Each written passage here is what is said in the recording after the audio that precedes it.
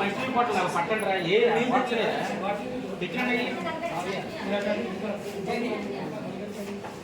చూడండి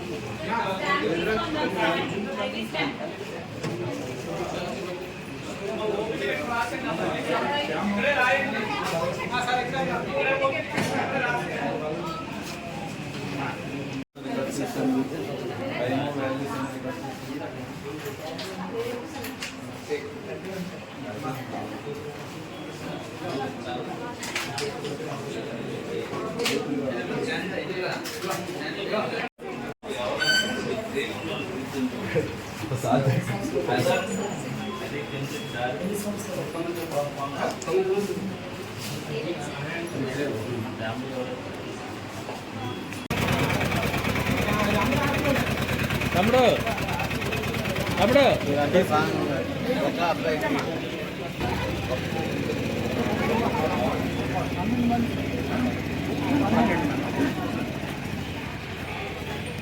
నాయుడు వీళ్ళందరూ బాగానే ఉన్నారంటే ఒకరికే కొద్ది డయేరియా అవుతుంది. వాళ్ళు కూడా మనం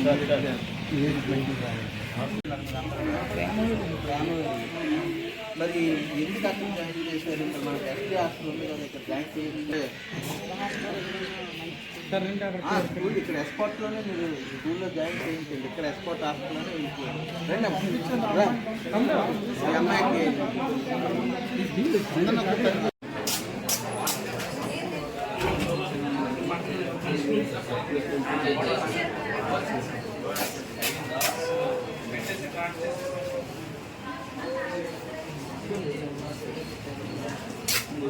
మిగతా వాళ్ళు అరకు వ్యాలీకి చెందిన వాళ్ళు కొంతమంది, పాచిపెంట మండలానికి చెందిన చిట్టుపురం గ్రామానికి చెందిన వాళ్ళు కొంతమంది, ఒరిస్సాకి సంబంధించిన వాళ్ళు కూడా కొంతమంది ఉన్నారు. ఇప్పుడు అదే హాస్టల్లో ఇద్దరు ఉన్నారు, వాళ్ళిద్దరు బాగానే ఉన్నారు. వాళ్ళందరినీ నేను చూసిన తర్వాత ఇక్కడికి రావడం జరిగింది. అలాగే అరకు, చిట్టింపాడు, అదే పాచిపెంట మన్యం జిల్లాకు సంబంధించిన వాళ్ళు వైద్య వివరాలు, వాళ్ళ ఇన్ఫెక్షన్ వివరాలు కూడా ఆ సంబంధిత జిల్లా అధికారులకు కూడా తెలియజేయడం జరిగింది. జనవరి 24వ తారీఖున నేను వెళ్ళడం జరిగిందండి. నా తర్వాత 31వ తారీఖున పిఓ గారు వెళ్ళడం జరిగింది. తర్వాత ఎవ్రీ మంత్ ఫిబ్రవరి, మార్చి, ఏప్రిల్ కూడా మా మెడికల్ ఆఫీస్ విజిట్ చేయడం జరిగింది. అది మనకు మూలపడ్డవారి పంచాయతీలోని మనకి లక్ష్మీపురం దగ్గర యాక్చువల్గా మనకున్న సచివాలయం దగ్గర మూలపడ్డవారి పంచాయతీకి సంబంధించి 4 చోట్ల వారానికి 4 రోజులు తప్పనిసరిగా వీళ్ళు మెడికల్ క్యాంప్ కండక్ట్ చేయడం జరుగుతుంది. సీరియస్ కేసులు ఏ వచ్చినా కానీ మెడికల్ ఆఫీసుని పంపించడం జరుగుతుంది.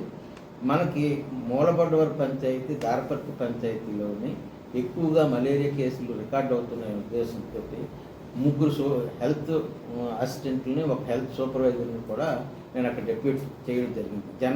జూన్ 24వ తారీఖున నేను అక్కడ డెప్యూట్ చేయడం జరిగింది. జూన్ 24వ తారీఖు నుండి 4 వైద్య సిబ్బంది కంటిన్యూస్గా house to house regular visit చేస్తే ఇప్పటికీ ఈ 1 మంత్లోనే మనకి అక్కడ కానీ దరిదాపు 900 బ్లడ్ స్మీర్ కలెక్ట్ చేయడం జరిగింది. ఇంటింటికి తిరిగి అక్కడ ఉన్నటువంటి పాజిటివ్ కేసులు ఇమీడియట్గా ఐడెంటిఫై చేసి ఇమీడియట్గా ట్రీట్మెంట్ ఇవ్వడం జరుగుతుంది. వైద్య సిబ్బంది వెళ్ళలేదనే విషయం మాత్రం అది తప్పండి. నేను జూలై 28వ తారీఖున కూడా మనకి ఇక్కడ దగ్గరలోనే ఉన్నటువంటి ఏ ఊరండి అది దబ్బగుంట విలేజ్లో కూడా అవగాహన కార్యక్రమాలు చేపట్టాను.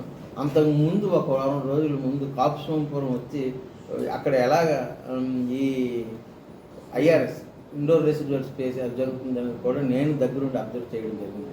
ఒక డిఎంహెచ్ఓగా నేనే నెలకి కనీసం 2-3 సార్లు విజిట్ చేసేటప్పుడు ఈ ఏరియాని వైద్యాధికారులు వెళ్ళలేదు అనేది మాత్రం అబద్ధం. నేను నెలకు కనీసం 3 సార్లు ఈ ఏరియాకి వస్తున్నాను. కానీ ఈ మధ్య యాక్చువల్గా ఈ డయేరియా ఫుడ్ పాయిజన్ తోటి ఇన్ఫెక్ట్ అయిన స్టూడెంట్స్ చిట్టంపాడు వాళ్ళు అయినప్పుడు కూడా వీళ్ళు గంట్యాడ మండలం కరకోలస అనే గ్రామంలోని ఒక హాస్టల్, ప్రైవేట్ ప్రేమ వెలుగు అనే హాస్టల్లో ఉండి, ప్రైవేట్ హాస్టల్లో ఉండి చదువుకుంటున్నారు.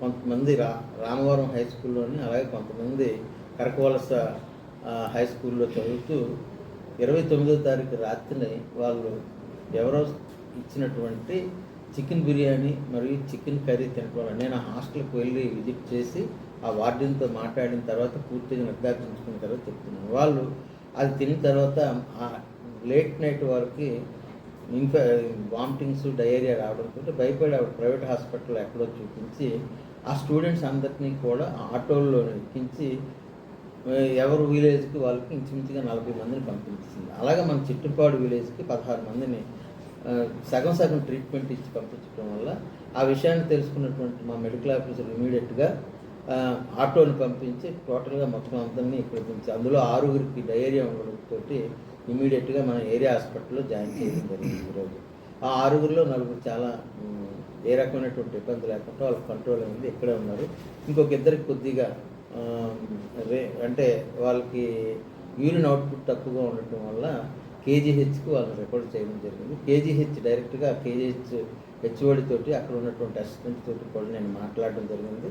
ఈ పేషెంట్ వెళ్ళిన వెంటనే అక్కడ వాళ్ళకి సరైన ట్రీట్మెంట్ ఇవ్వాల్సిందిగా, అలాగే వాళ్ళతో పాటు మా ఏఎన్ఎంని ఆశ్రయాన్ని కూడా పంపించి అక్కడే ఉండి వాళ్ళు కంప్లీట్గా ట్రీట్మెంట్ అయిపోయే వరకు వాళ్ళని చూడటమే కాకుండా మెడికల్ ఆఫీస్ని కూడా 2 రోజులు అక్కడ మానిటర్ చేయమని చెప్పడం జరిగింది. నేను రెగ్యులర్గా హెచ్ఓడి గారితో, అలాగే కేజీహెచ్ సూపరింటెండెంట్ గారితో, అక్కడ ఉన్నటువంటి లోకల్ డిఎంహెచ్ఓ గారితో కూడా మనం ఎప్పటికప్పుడు మాట్లాడుతూ వాళ్ళకి పూర్తి స్థాయి వైద్యం ఉంది, కంప్లీట్గా క్యూర్ అయ్యి వచ్చే వరకు కూడా మానిటర్ చేయమని కలెక్టర్ గారు ఆదేశించారు. దాని ప్రకారంగానే మేము ఇప్పుడు పంపించిన వాళ్ళని ఆ కేసులు పూర్తి క్యూర్ అయిపోయే వరకు మానిటర్ చేయడం జరుగుతుంది. ప్రజెంట్ వాళ్ళిద్దరు కూడా అవుట్ ఆఫ్ డేంజరస్ ప్రస్తుతానికి అంత ఇబ్బంది అయితే లేదు. కాకపోతే నెఫ్రాలజిస్ట్ అవసరమని కొంతమంది స్పెషాలిటీ డాక్టర్లు కూడా చూడాలనే ఉద్దేశంతో వాళ్ళని కేజీహెచ్కి రెఫర్ చేయడం జరిగింది. ఇంకో 10 మందికి బాగానే ఉన్నారని తెలిసింది, వాళ్ళు కూడా కొండమంది దిగుతున్నారు. వాళ్ళు రాగానే పూర్తిగా వాళ్ళు ట్రీట్మెంట్ కంప్లీట్ అయిన తర్వాత నేను వాళ్ళు చూసి నేను వెళ్తాను. అప్పటి వరకు కూడా వాళ్ళకి పూర్తి స్థాయి వైద్యం అందేటట్టు చూడడం జరుగుతుంది. ఇప్పుడు 16